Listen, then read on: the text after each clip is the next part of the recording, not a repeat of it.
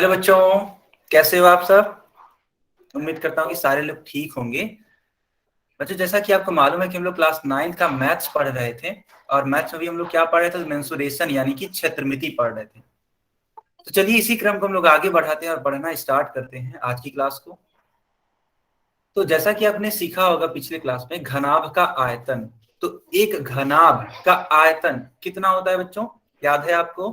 तो घनाभ का आयतन होता था L गुणे बी गुणे एच, या फिर इसको हम लोग एल बी एच भी लिखते हैं, है ना। L क्या होता था, घनाभ का लंबाई, B इसकी चौड़ाई और H इसकी ऊंचाई होती थी। इसी प्रकार अगर हम बात करें घन के आयतन के बारे में, तो घन का आयतन क्या आता था, तो ए क्यूब आता था बच्चों। ठीक है, जहां पे ए क्या है, तो ए इसकी भुजा है। क्या सारे बच्चों को इतना याद है।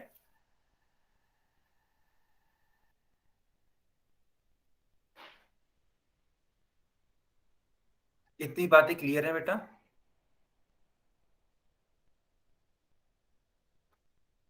ठीक है, बहुत बढ़िया।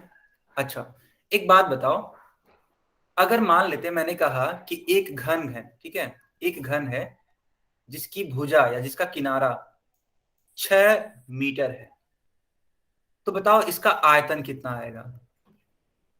बताओ बच्चों, इसका आयतन कितना आएगा अगर उसका किनारा 6 मीटर का है। तो एक घन है जिसका किनारा 6 मीटर है, तो उसका आयतन कितना होगा बच्चों।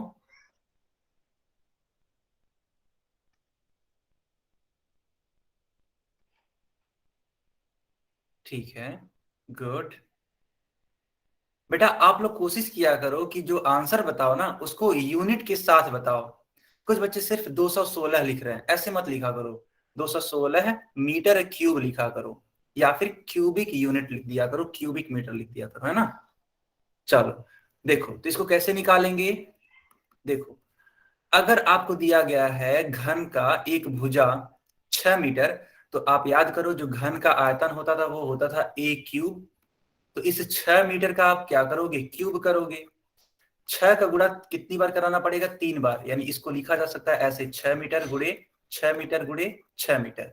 मल्टीप्लाई कराओगे तो 216 मीटर क्यूब आपका आंसर आएगा। क्या सारे बच्चों को ये बात क्लियर है। अगर हाँ तो जल्दी से वाई टाइप करो। गुड बच्चों, ओके। तो ये रहा आपकी स्क्रीन पे एक रिकॉल टेस्ट। चलो इसको सॉल्व करो और इसका उत्तर देने का प्रयास करो आप लोग पोल सेक्शन में।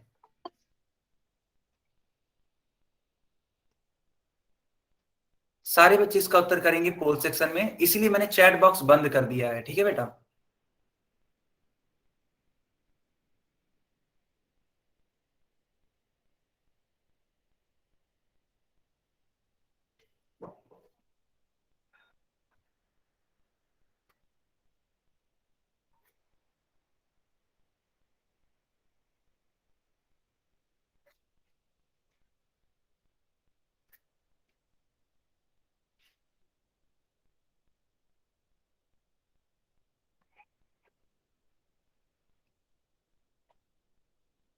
सारे बच्चे इसका उत्तर बताइए पोल सेक्शन में, ठीक है।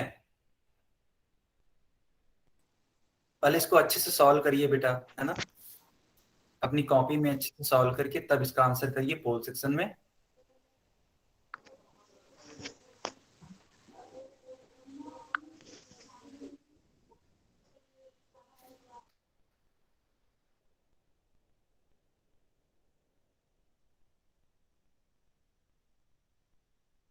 बाकी बच्चे भी इसका उत्तर करिए, अभी बहुत ही कम बच्चों ने आंसर किया हुआ है, ठीक है।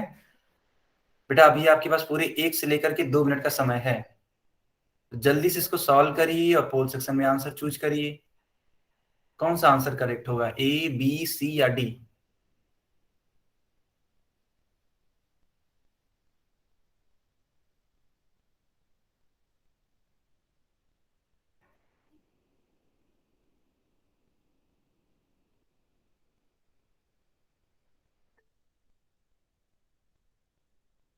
बाकी बच्चे भी इसका उत्तर करेंगे, ठीक है। Yes, okay.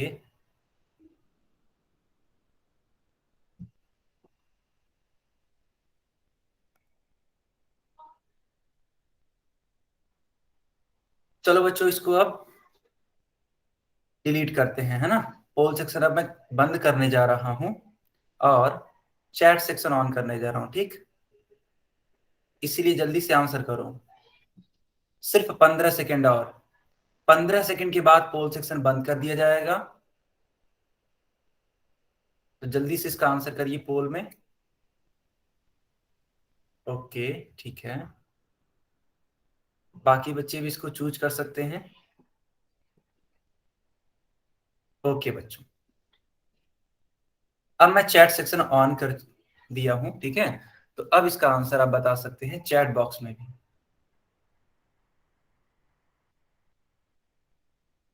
बढ़िया, बहुत ही बढ़िया बेटा,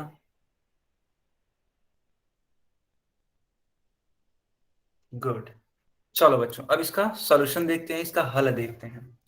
क्वेश्चन है कि एक घनाभाकार पानी की टंकी 10 मीटर लंबी है, 5 मीटर चौड़ी है और 4 मीटर गहरी है। यानी कि इस घनाभ का आयतन दे रखा है, सॉरी, लंबाई चौड़ाई और ऊंचाई दे रखा है। अब इसमें पूछा जा रहा है कि इसमें कितने लीटर पानी आ सकता है। यानी कि आपको क्या निकालना पड़ेगा, इसका कैपेसिटी निकालना पड़ेगा। तो उसको निकालने से पहले आप इसका आयतन निकाल लीजिए। देखो,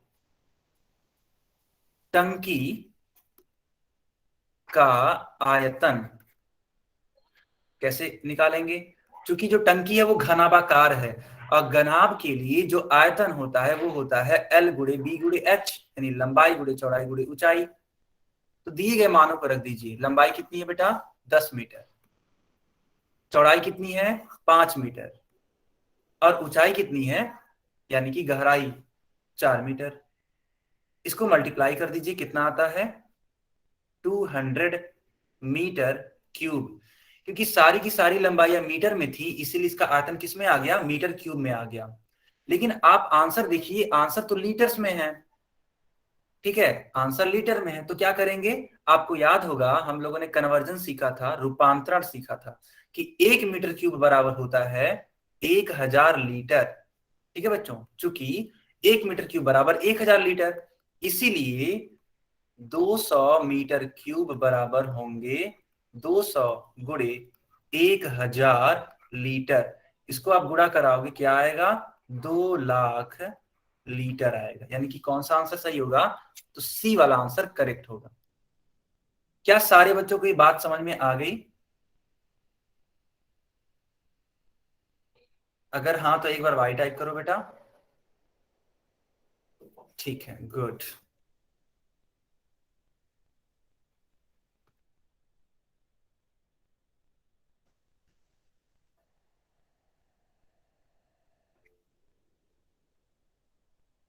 बहुत ही बढ़िया। चलिए, अब आज का टॉपिक हम लोग स्टार्ट करते हैं, ठीक है।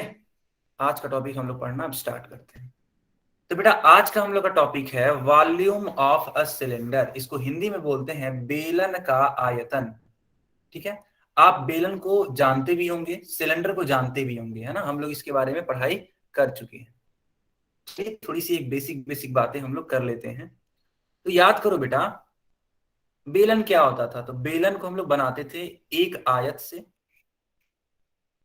और दो वृत्तों से, ठीक है, दो वृत्त होते थे और एक आयत होता था। इनसे हम लोग बना पाते थे क्या, एक बेलन। क्या सारे बच्चों को ये बातें याद हैं? ये तो हमने पिछली क्लास में सीखी थी। बताओ बच्चों, ये बातें आपको याद हैं? ठीक है, गुड, बहुत बढ़िया। ठीक है बच्चों, तो अब हमें सीखना है इसका आयतन क्या होता है। तो देखो, किसी भी बेलन के द्वारा जितना भी स्थान ग्रहण किया जाएगा, जितना भी क्षेत्र ग्रहण किया जाएगा, उस पूरे ही क्षेत्र को हम लोग इसका आयतन बोलते हैं। कोई भी बच्चा माइक मत ऑन करिए। देखिए, एक बेलन के द्वारा जितना भी स्थान, जितना भी क्षेत्र ग्रहण किया जाएगा बेटा, ठीक है, वो पूरा इसका क्या कहलाएगा, आयतन कहलाएगा।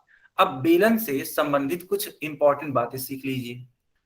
ये बेलन की ऊंचाई होती है, जो आप ये दूरी देख पा रहे हैं, इसके एक ऊपरी वृत्त से लेकर के इसके एक निचली वृत्त के बीच की दूरी क्या कहलाती है, इसकी ऊंचाई। और इसकी ऊंचाई को हम लोग सिंपली एच से दिखाते हैं। है ना, स्मॉल h से हमें दिखाना होता है इसकी ऊंचाई को। और जो इसका वृत्त है, जिसको हम लोग आधार भी बोलते हैं, इसकी हम लोग त्रिज्या मान सकते हैं स्मॉल r। क्या सारे बच्चों को इतना क्लियर है कि स्मॉल r क्या है, स्मॉल h क्या है? क्लियर? ओके बच्चों, तो अब हम सीखेंगे आखिर एक बेलन का आयतन कितना होता है। तो देखो, बेलन का आयतन निकालने के लिए आपको क्या करना होगा, तो बेलन के आधार का, यानी कि इस वृत्त का, आखिर इस बेलन का आधार क्या है, ये वृत्त ही तो है। तो इस वृत्त का हमें निकालना होगा क्षेत्रफल, और क्षेत्रफल निकाल करके हम गुणा करेंगे। किससे गुणा करेंगे? इस बेलन की ऊंचाई से। अब आप जानते भी होंगे कि एक वृत्त का जो क्षेत्रफल होता है बच्चों, याद करो, ये सब बेसिक बेसिक बातें आपको याद होनी चाहिए। एक वृत्त का जो क्षेत्रफल होता है वो होता है पाई आर स्क्वायर, जहां आर क्या होता है, इस वृत्त की त्रिज्या होती है। तो हम इसको लिख सकते हैं ऐसे, देखना, बेलन के आधार का क्षेत्रफल यानी कि पाई आर स्क्वायर, और इसका गुणा कराएंगे किससे, इस बेलन की ऊंचाई से। और इसकी ऊंचाई कितना मान चुके हैं, तो स्मॉल h मान चुके हैं। यानी पाई आर स्क्वायर का गुणा h में कराएंगे तब जाके आएगा इसका आयतन, वो भी किसके बराबर, पाई आर स्क्वायर h के बराबर। यही आपका सूत्र है बेलन का। मेरे ऊपर का ज्यादा खा है। कोई बच्चा माइक मत ऑन करिए, सौरव कुमार के नाम से जो भी है, माइक मत ऑन करिए बेटा। क्या सारे बच्चों को ये बात क्लियर हो गई कि बेलन का आयतन कितना होता है, इसका फार्मूला क्या है?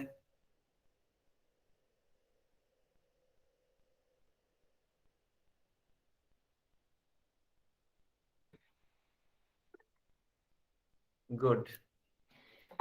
सारे बच्चों ने देखा कि बेलन का आयतन का जो सूत्र होता है वो कितना होता है, तो पाई आर स्क्वायर h होता है। बच्चों इस वाले सूत्र को, इस वाले फार्मूले को आप जल्दी से अपनी कॉपी में नोट कर लीजिए। क्यों? क्योंकि हम लोग इस पे बहुत ही महत्वपूर्ण सवाल लगाने वाले हैं। तो जल्दी से इसको नोट कर लीजिए, पाई आर स्क्वायर h, है ना। अच्छा बच्चों बताओ, पाई का मान कितना होता है? क्या किसी को याद है पाई का मान क्या होता है?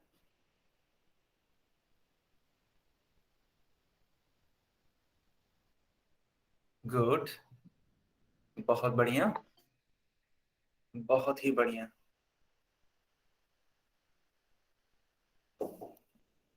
चलो बच्चों, बहुत अच्छी बात। देखना, अभी को हमने पढ़ा है कि जो बेलन का आयतन होता है वो होता है पाई आर स्क्वायर h। क्योंकि यह एक आयतन है ना बेटा, यह क्या है, यह आयतन है। और आप सभी जानते होंगे जो आयतन होता है उसका मात्रक क्या होता है, तो उसका मात्रक होता है घन मात्रक, क्यूबिक यूनिट्स। यानी कि जो इसका आयतन आएगा बेलन का, वो हो सकता है मीटर क्यूब में, या फिर सेंटीमीटर क्यूब में, या फिर मिलीमीटर क्यूब में। इस प्रकार की चीजें हो सकती हैं। क्या आपको इतना भी समझ में आ गया बेटा कि मीटर क्यूब कैसे है, सेंटीमीटर क्यूब कैसे है, मिलीमीटर क्यूब कैसे है? क्योंकि ये आयतन है ना, तो आयतन के लिए हम लोग हमेशा घन मात्रक यूज करते हैं, है ना। बिल्कुल ठीक। चलो अब कुछ बेसिक बेसिक क्वेश्चन करेंगे कि आखिर अगर आपसे सवाल पूछा जाए बेलन से संबंधित आयतन निकालने के लिए, तो कैसे निकालेंगे। चलो मान लेते हैं मैंने यहाँ पे एक बेलन इस प्रकार से बना दिया, ठीक है बच्चों, ऐसे एक बेलन बना दिया, और हमने बोल दिया कि इसकी ऊंचाई है 7 सेंटीमीटर, और इसकी जो त्रिज्या है बेटा वो है 3 सेंटीमीटर। तो इस बेलन का आयतन कितना होगा, इस बेलन का आयतन कितना होगा, ये आपसे क्वेश्चन है। जबकि क्या क्या दे रखा है, इस बेलन की ऊंचाई दे रखी है और इस बेलन की त्रिज्या दे रखी है। तो अभी को सिखाया गया है कि बेलन का आयतन होता है पाई आर स्क्वायर h। ठीक है बच्चों, तो दिए गए मानों को रख दीजिए। पाई का मान सारे बच्चे जान चुके हैं, 22/7। आर का मान देखो क्वेश्चन में दे रखा है 3, यानी 3 का बेटा स्क्वायर करना पड़ेगा, इंटू h का मान कितना है, 7 है, 7 यहाँ पे पुट कर देंगे। एक बात बताओ, ये 7 से 7 कैंसिल हो जाएगा ना, और 3 का स्क्वायर कितना होता है, 3 का स्क्वायर होता है 9। तो 22 का मल्टीप्लाई 9 में करा दीजिए तो आपका उत्तर मिल जाएगा। कितना होगा? तो 9 टू जा 18, 1 कैरी हो जाएगा, 9 टू जा 18 और 1 19, और इसका मात्रक सेंटीमीटर क्यूब होगा। क्यों?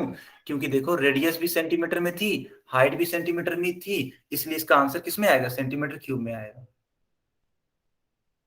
क्या सारे बच्चों को ये बात क्लियर हो गई?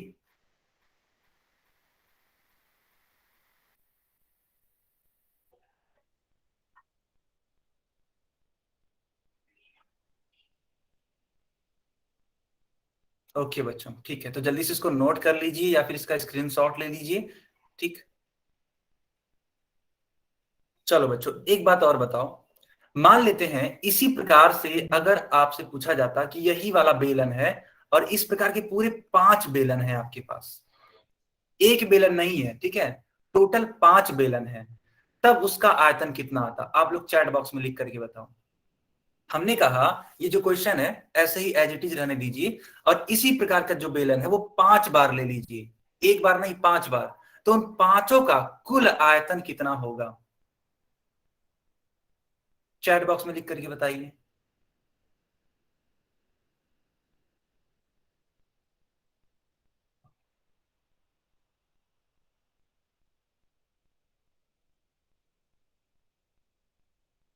बहुत ही बढ़िया, गुड।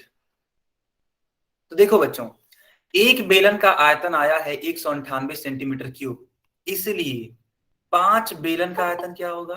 5 बेलनों का आयतन आपने क्या किया होगा? आपने मल्टीप्लाई कराया होगा, है ना? 5 गुणे 198। अब इसका मल्टीप्लाई कराने पे कितना आ रहा है बच्चों? तो 990 सेंटीमीटर क्यूब आ रहा है। क्या सारे बच्चों को ये बात भी क्लियर हो गई कि अगर हमें 5 बेलन, 10 बेलन, 25 बेलन दिए रहे तो हम क्या कर सकते हैं? एक बेलन का आयतन निकाल करके मल्टीप्लाई कर सकते हैं। ठीक है, जिस बच्चे को अगर कुछ डाउट है तो वो अपना माइक ऑन करके भी पूछ सकते हैं। ठीक है, अगर कुछ डाउट है तो आप अपना माइक ऑन करके पूछ सकते हैं बेटा, किसी को भी दिक्कत है?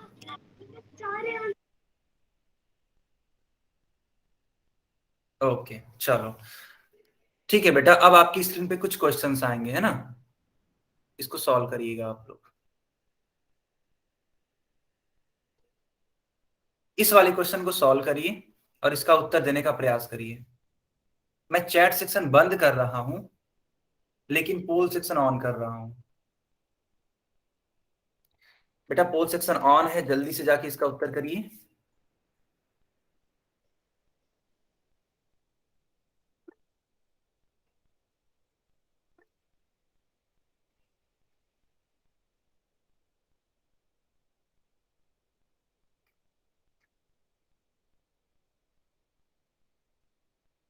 आपके पास पूरे 3 से लेकर के 4 मिनट का समय है इस क्वेश्चन को सॉल्व करने के लिए। बहुत ही प्यार से इसको सॉल्व करिए, ठीक है?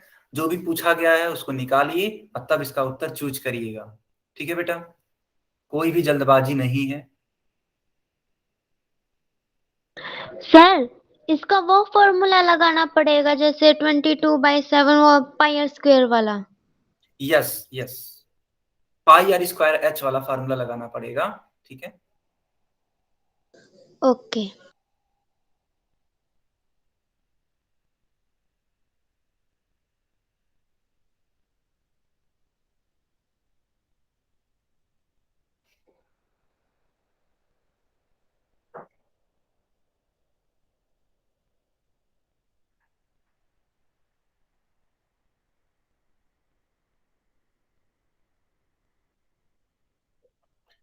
बाकी बच्चे भी इसका उत्तर करिए और पोल सेक्शन में आंसर को चूज करिए। ए होगा, बी होगा, सी या डी, कौन सा आंसर सही होगा?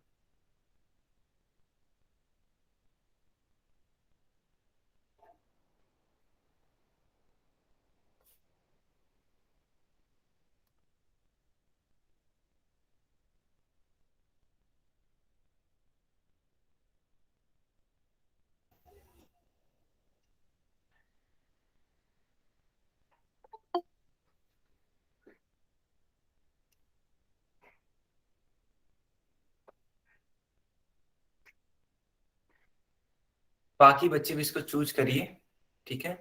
इसको सॉल्व करके चूज करिए कौन सा आंसर करेक्ट होगा, ए बी सी या डी।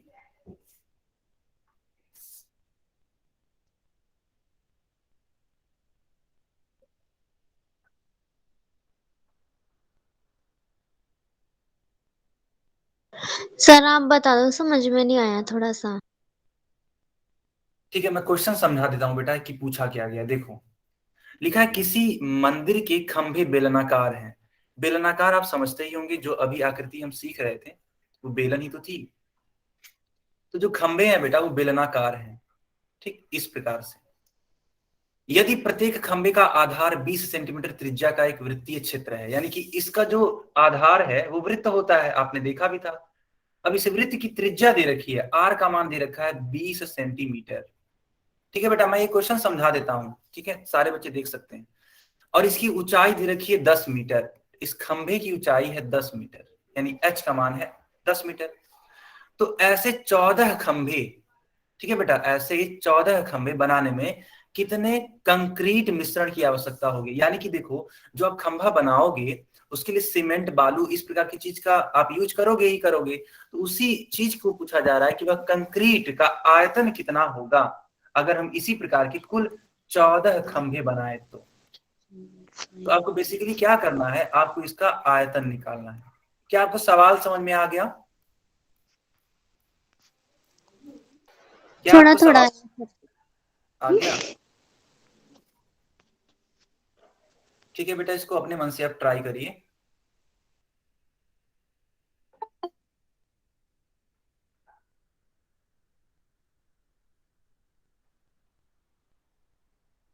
मैंने थोड़ा सा हिंट दे दिया है, बाकी बच्चे भी इसको सॉल्व करिए और इसका उत्तर देने का प्रयास करिए।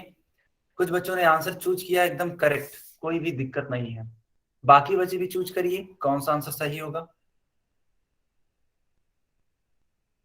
आपको सिंपली क्या करना है, आयतन निकाल लेना है एक खंभे का, ठीक है। और आपसे 14 खंभों का पूछा है, और अभी को मैंने सिखाया था कि कैसे करते हैं अगर एक नहीं कई सारे खंभे हों या कई सारे बेलन हों, ठीक। तो उसी टैक्टिक का, उसी जो रणनीति का आपको यूज करना, जो अभी को जस्ट सिखाया गया था पीछे वाले क्वेश्चन में।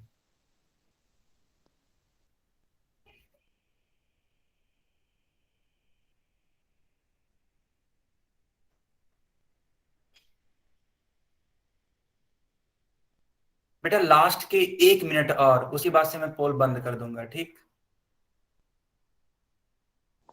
सर आपकी स्क्रीन नहीं दिखाई दे रही।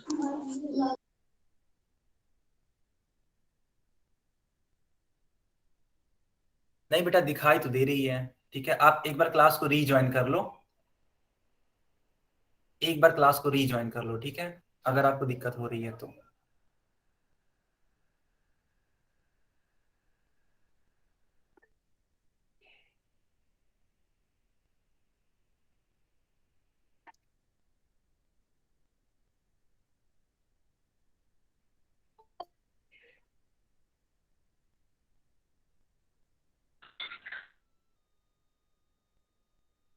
लास्ट के 30 सेकंड और बच्चों, ठीक है। अब 30 सेकंड के बाद पोल बंद कर दिया जाएगा, तो जल्दी से इसको चूज करिए आप, अगर आपने अभी तक चूज नहीं किया है तो, ठीक है। जल्दी से आंसर करिए पोल में, सिर्फ 30 सेकंड और।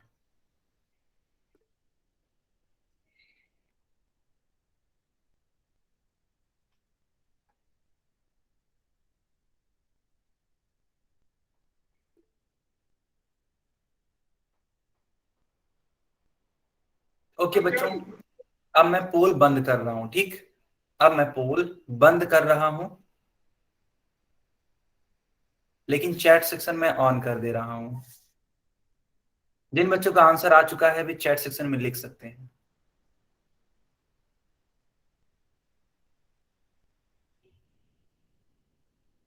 ओके, ठीक है।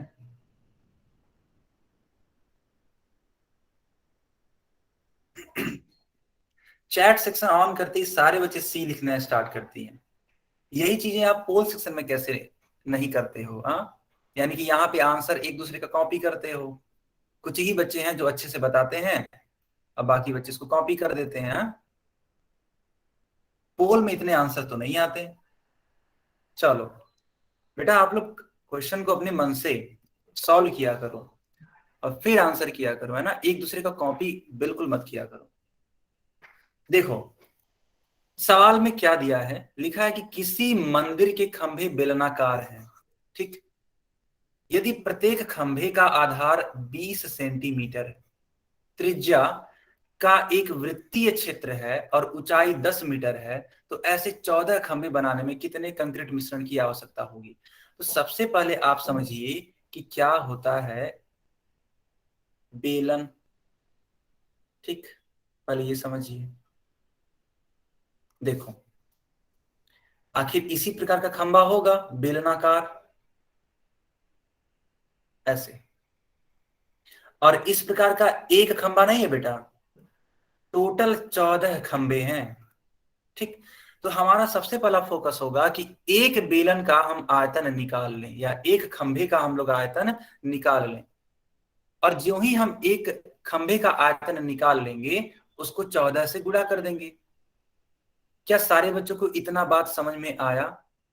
पहले इतना बताइए, क्या आपको इतना समझ में आया कि हम लोग क्या करेंगे?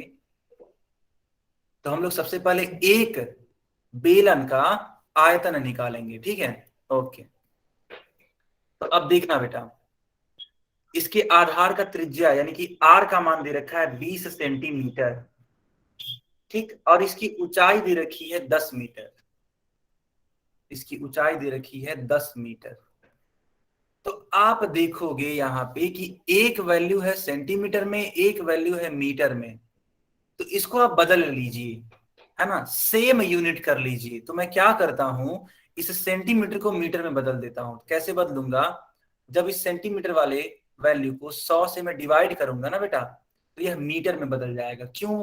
क्योंकि आप जानते होंगे कि 1 मीटर बराबर होते हैं 100 सेंटीमीटर, या फिर इसको ऐसे भी लिखा जा सकता है 1 सेंटीमीटर बराबर 1/100 मीटर।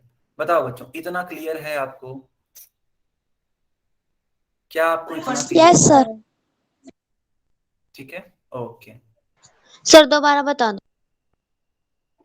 बेटा हमने यहाँ पे कन्वर्ट किया सेंटीमीटर को मीटर में, कैसे किया, 100 से डिवाइड करके। तो देखना आर का मान क्या आ जाएगा, 20 एकम 20 और 20 25 100 यानी कि 1/5।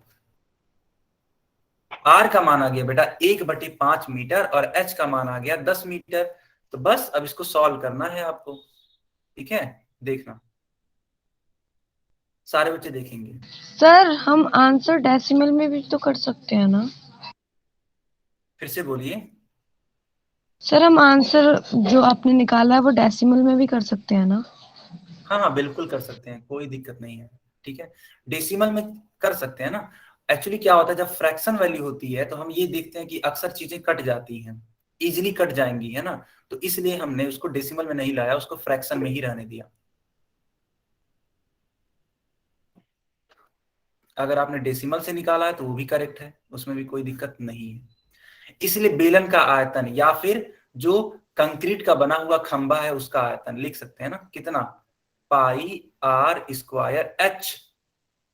पाई का मान 22/7 बच्चों, आर का मान 1/5 है, और 1/5 का क्या है, स्क्वायर, इंटू एच का मान क्या है, 10 है।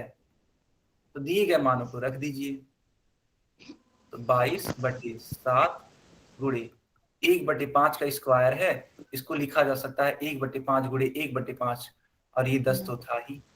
इस 10 को हम लोग कट कर सकते हैं बेटा 5 से, 2 बार में कट होगा। तो इसको क्या लिखा जा सकता है, देखो 22 का मल्टीप्लाई हमें कराना पड़ेगा 2 में, ठीक है, क्योंकि जो अंश वाला है पार्ट वो अंश में ही मल्टीप्लाई कराएगा। तो 22 दूने 44 अपॉन 7×5 35। क्या सारे बच्चों को इतना क्लियर है?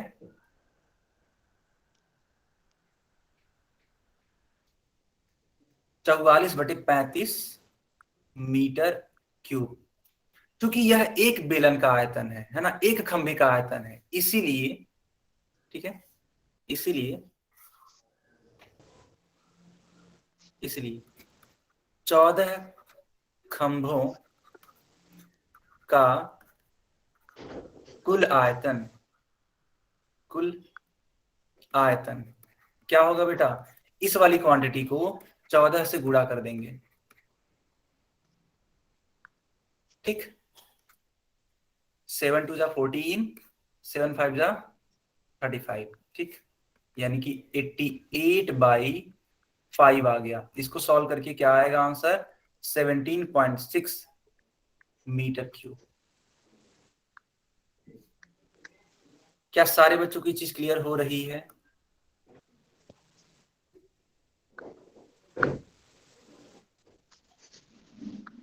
क्या सारे बच्चों की चीज क्लियर हो रही है? सर दोबारा बता।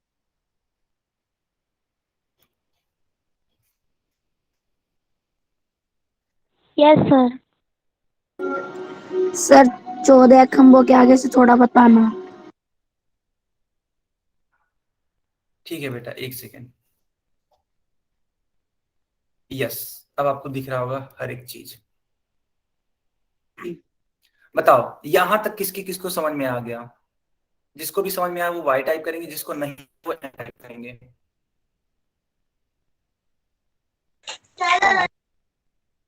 ठीक, बिल्कुल भी चिंता यस मत सर। करिए, जिसको नहीं आया मैं उसको दोबारा समझाऊंगा। लेकिन सबसे पहले ये बताइए कितने बच्चों को समझ में सर आ गया? दोबारा बता दो। ठीक है, मैं दोबारा बताऊंगा, बिल्कुल बताऊंगा, आप चिंता मत करिए, ठीक है। बाकी बच्चे ओके, यानी अधिकतर बच्चों को समझ में आ गया, ठीक है। चलो जिन बच्चों को नहीं आया वो दोबारा से देखेंगे।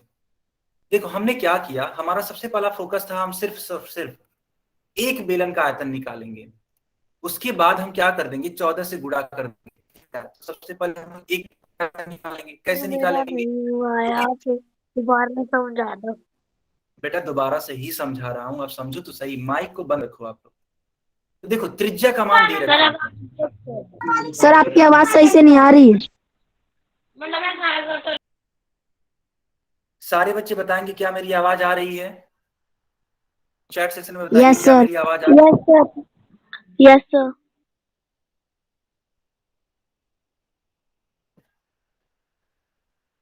ठीक है, तो बीच में अब कोई बच्चा माइक ऑन नहीं करेगा, ठीक है। देखो हमने क्या बताया है आपको, हमने ये सिखाया कि सबसे पहले आप दिए गए मान को ले लीजिए। तो आर का मान 20 सेंटीमीटर था बेटा, चूंकि ये सेंटीमीटर में था इसलिए हमने सोचा इसको मीटर में कन्वर्ट कर लेते हैं। तो इसको हमने क्या किया, 100 से डिवाइड किया, ठीक है। इसको क्या किया हमने, 100 से डिवाइड किया। तो जब 20 को आप 100 से डिवाइड करोगे तो क्या आएगा, 1/5 आएगा, यानी कि रेडियस का मान कितना आ गया, 1/5 मीटर।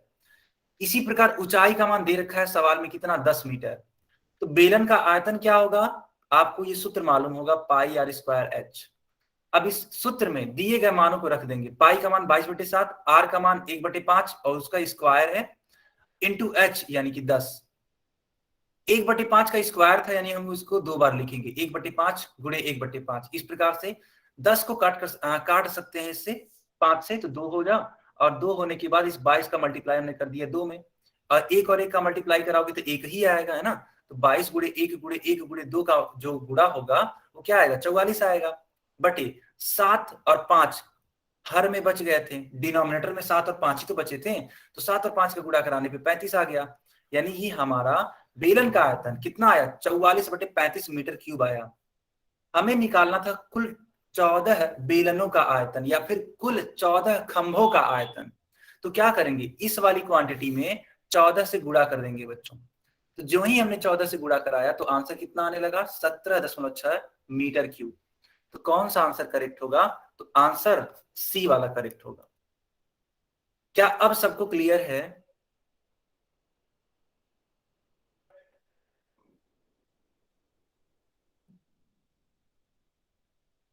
ओके बच्चों, ठीक है। चलो अब आपकी स्क्रीन पे एक और क्वेश्चन आने वाला है, ठीक।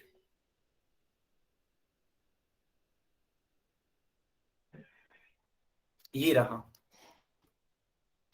इस क्वेश्चन को भी आप सॉल्व करिए।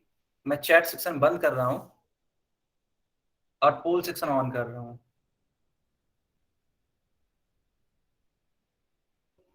ठीक है बेटा, मैंने चैट सेक्शन बंद कर दिया और पोल सेक्शन मैंने ऑन कर दिया।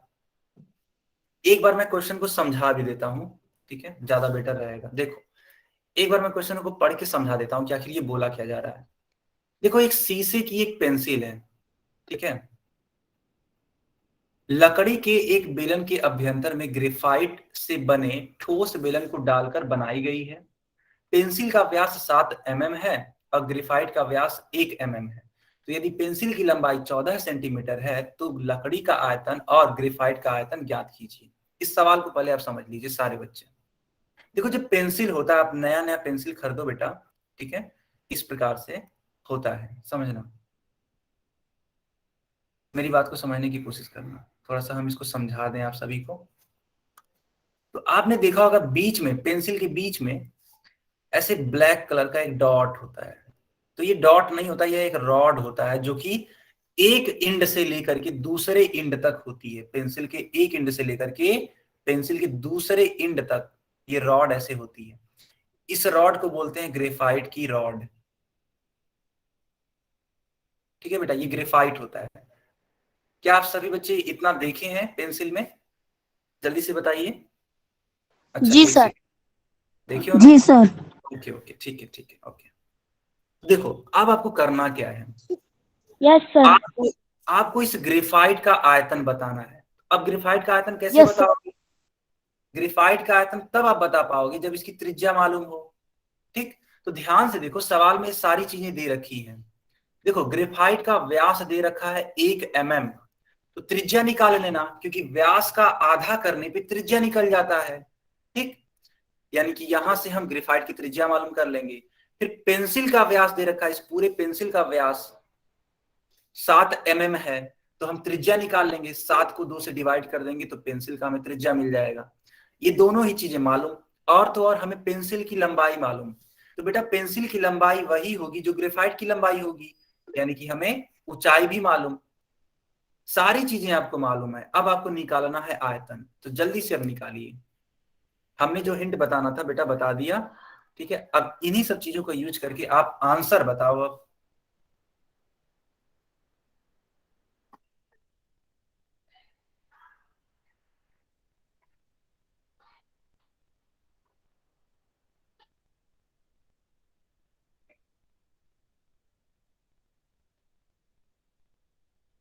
आपके पास पूरे 4 से लेकर के 5 मिनट का समय है बेटा, ठीक है, कोई भी जल्दबाजी नहीं है, अच्छे से इसको सॉल्व करिए।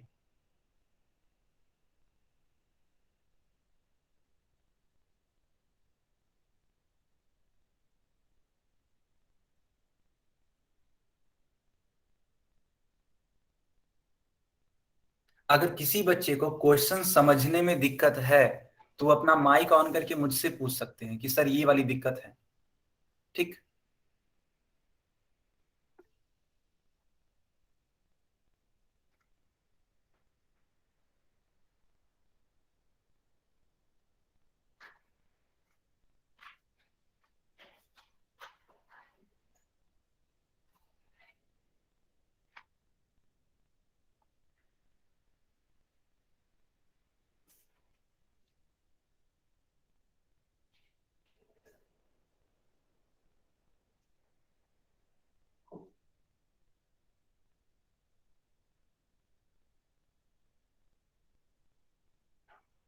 किसी बच्चे को अगर कुछ डाउट है तो अपना माइक ऑन करके मुझसे पूछ सकते हैं, ठीक है, अगर आपको ये क्वेश्चन ना समझ में आ रहा हो, कहीं कुछ दिक्कत हो रही हो, है ना।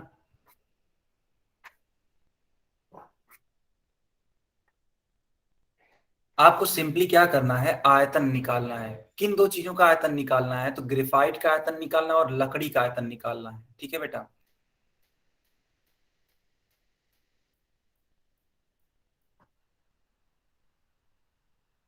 अच्छा एक चीज और मैं आपको बता देता हूं, ठीक है, थोड़ा सा सुन लो। जो लकड़ी होगी बेटा, वो इस बीच में तो होगी नहीं। देखो, ये जो रेड वाला पार्ट हमने बनाया है, इसमें तो होगी नहीं। ठीक, तो इसलिए आपको क्या करना पड़ेगा कि पेंसिल का आयतन निकाल करके ग्रेफाइट के आयतन को घटाना पड़ेगा, तब जाकर के आपको लकड़ी का आयतन मिलेगा। इस बात का ध्यान रखेंगे। लकड़ी का आयतन तभी आप निकाल पाओगे जब आप पूरे पेंसिल का आयतन निकाल लेना और ग्रेफाइट का आयतन निकाल लेना, फिर पेंसिल के आयतन में से ग्रेफाइट का आयतन घटा देना।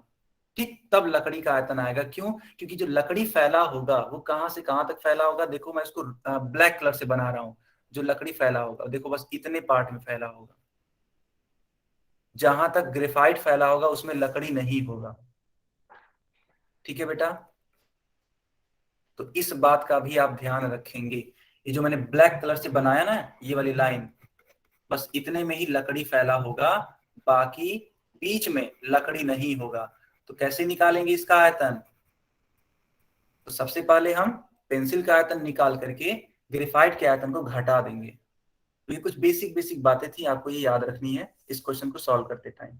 अब आप इसका आंसर करिए।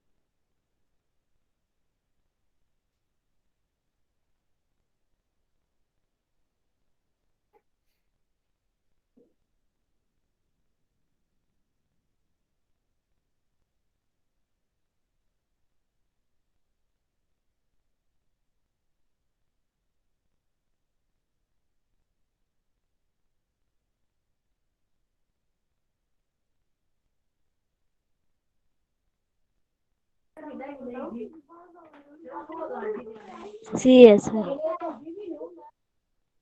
कोई बच्चा माइक मत ऑन करिए, क्या पता आपका आंसर गलत हो।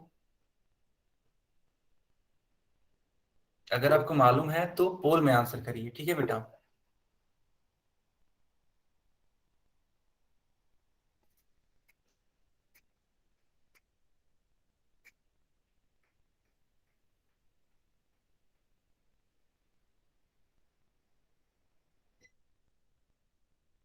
चलो बच्चों, सिर्फ 1 मिनट और, 1 मिनट के बाद, ठीक है, पोल सेक्शन बंद कर दिया जाएगा।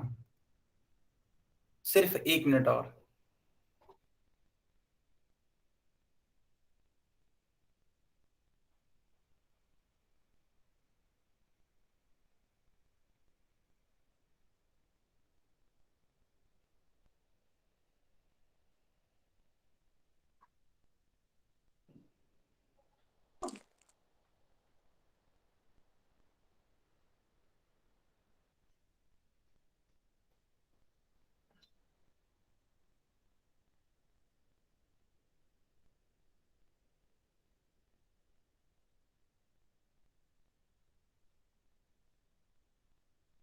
ठीक है बच्चों, अब पोल सेक्शन बंद किया जा रहा है, ठीक है, सिर्फ 15 सेकेंड और, 15 सेकेंड और बस। उसके बाद से पोल हम बंद कर देंगे और चैट सेक्शन ऑन कर देंगे।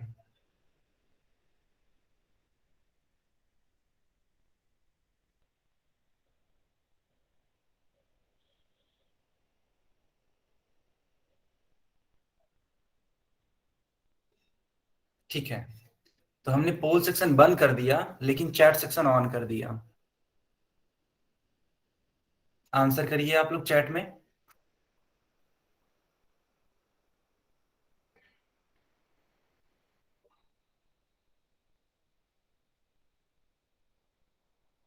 ठीक है तो कुछ बच्चे बी बोल रहे हैं, कुछ बच्चे सी बोल रहे हैं। अब देखना है कि कौन सा आंसर करेक्ट होगा, बी होगा या सी होगा। ठीक है, तो चलो इस क्वेश्चन को सॉल्व करना स्टार्ट करते हैं।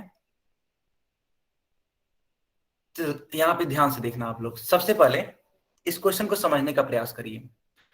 आपसे बोला गया था कि जो पेंसिल है ना, उसके लकड़ी का आयतन और ग्रेफाइट का आयतन ज्ञात करना है। यानी इस सवाल में दो दो सवाल पूछे जा रहे हैं आपसे।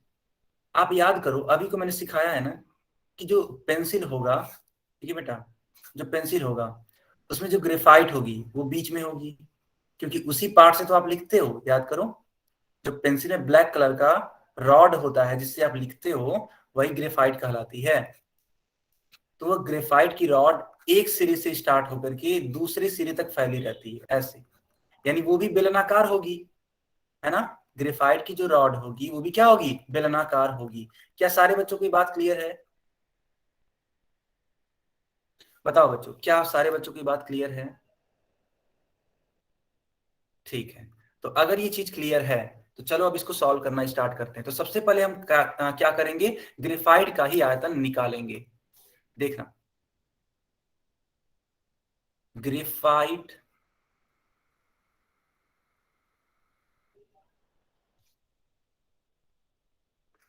ग्रेफाइट का व्यास सवाल में दे रखा है, कितना है? 1 mm है। ठीक है बेटा, 1 mm है। देखो यहाँ पे लिखा हुआ है ग्रेफाइट का व्यास।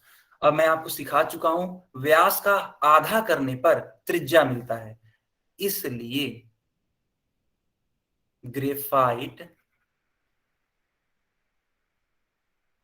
की त्रिज्या R बराबर 1/2 mm। बताओ बच्चों, इतना क्लियर है? और नहीं तो और, देखो पेंसिल की लंबाई दे रखी है, पेंसिल की लंबाई है 14 सेंटीमीटर। तो एक बात बताओ, जो लंबाई होगी पेंसिल की वही सेम लंबाई ग्रेफाइट की होगी कि नहीं होगी? सेम होगी। ठीक है, देखना, ग्रेफाइट की लंबाई बराबर पेंसिल की लंबाई, अब वो है 14 सेंटीमीटर। अगर यह mm में है तो इसको भी आप mm में बदल दीजिए, तो कितना होगा mm? 140 mm होगा। ये कैसे मैं लिख रहा हूं आप समझना, याद करो, कन्वर्जन में सिखाया जा चुका है कि 1 सेंटीमीटर बराबर होते हैं 10 mm। ठीक है बेटा, 1 सेंटीमीटर बराबर 10 mm। तो उस हिसाब से 14 सेंटीमीटर बराबर, तो 14 गुणे 10 यानी कि 140 mm। क्या आपको यहां तक बात समझ में आ गई? अगर हाँ तब वाई टाइप करेंगे, पहले इतना बताओ। ठीक है, तो अब इसको सॉल्व करना स्टार्ट करिए।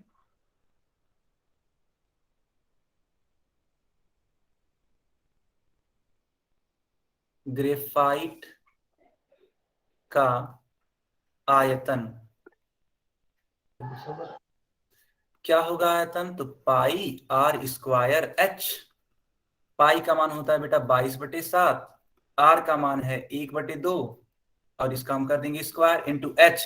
ग्रेफाइट की लंबाई तो होगी कितनी? 140।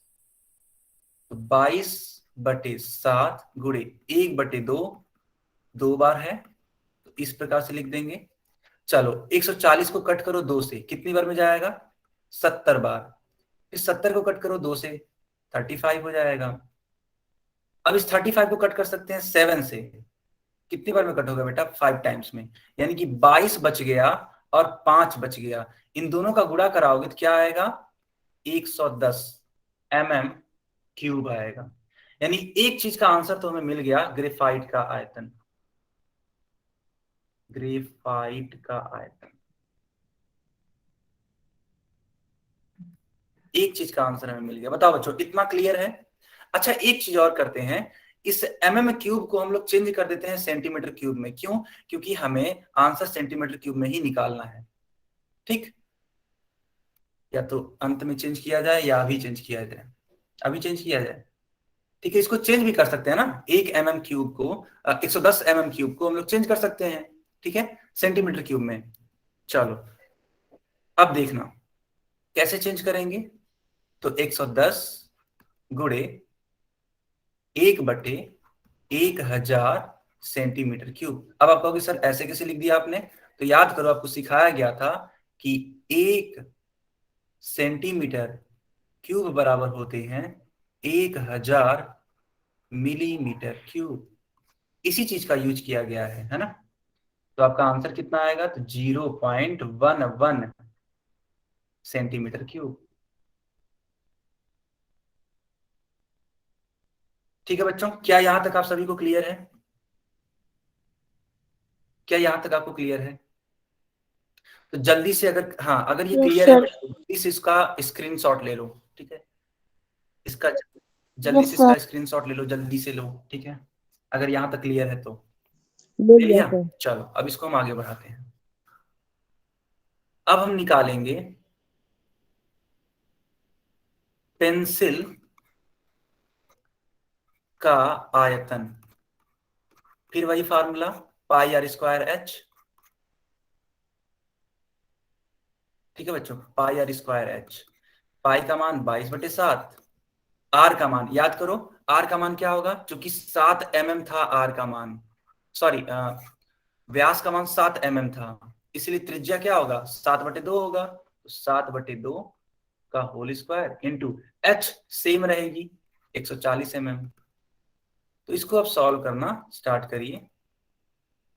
7/2 140, इसको कट करेंगे कितने होगा 35, ठीक है। इस 7 से इस 7 को कट कर दीजिए, क्या बचेगा 22 × 7 यानी कि 154 मल्टीप्लाइड बाई 35। इसको मल्टीप्लाई कराने पे बच्चों बताओ कितना आ रहा है, इसको मल्टीप्लाई कराने पे बताइए आप लोग कितना आ रहा है, चैट बॉक्स में बताइए जल्दी से, इसको मल्टीप्लाई करके आंसर बताइए कितना आ रहा है। किसी का आया, देखो इसको मल्टीप्लाई कराओगे तो आएगा 5390, ठीक है, mm³। तो ये होगा आपका पेंसिल का आयतन। लेकिन सवाल में तो पेंसिल का आयतन पूछा ही नहीं है बेटा, आपसे पूछा है लकड़ी का आयतन। तो क्या करेंगे, इसलिए लकड़ी का आयतन बराबर पेंसिल का आयतन माइनस ग्रेफाइट का आयतन, जो कि मैंने आपको शुरुआत में ही बता दिया था, ठीक है। पेंसिल का आयतन कितना है 5390, ग्रेफाइट का आयतन कितना था, देखो ऊपर आप देख सकते हो ग्रेफाइट का आयतन, तो ग्रेफाइट का आयतन है 110 mm³। तो इसको हम लोग यूज करेंगे नीचे वाले इक्वेशन में, ठीक है। 110, दोनों को घटा दो, कितना आ रहा है बेटा, घटाने पे आएगा 5280 mm³। अब इसको चेंज कर दो आप लोग सेंटीमीटर क्यूब में, कैसे करेंगे, फिर वही काम 1000 से डिवाइड, तो यानी कि 1/1000 कर देंगे, ये हो जाएगा आपका सेंटीमीटर क्यूब। इसको सॉल्व करके क्या लिखा जा सकता है, तो इसको सॉल्व करके लिखा जा सकता है 5.28 सेंटीमीटर क्यूब, जो कि आपका करेक्ट आंसर होगा। ये क्या आया है, तो ये आया है लकड़ी का आयतन, लकड़ी का आयतन। बताओ बच्चों ये बातें आपको समझ में आ गई,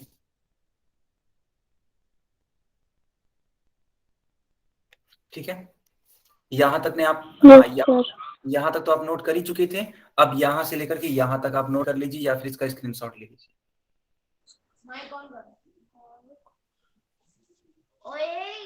क्या सारे बच्चों को एकदम अच्छे से क्लियर हो गया? Yes sir, yes sir. कोई बच्चा माइक मत ऑन करिए।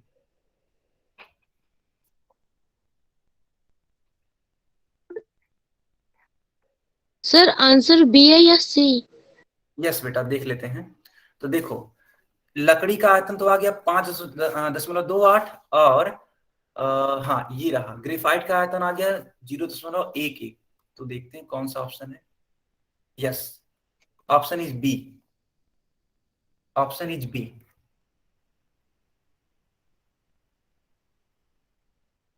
सारे बच्चों को क्लियर? ओके बच्चों, ठीक है। तो ये क्लास यहीं तक थी, आज की क्लास ओवर होती है और अब हम लोग नोट करेंगे आज का होमवर्क। अगर किसी को कुछ डाउट है तो वे अपना माइक ऑन करके पूछ सकते हैं या फिर चैट बॉक्स में लिख सकते हैं।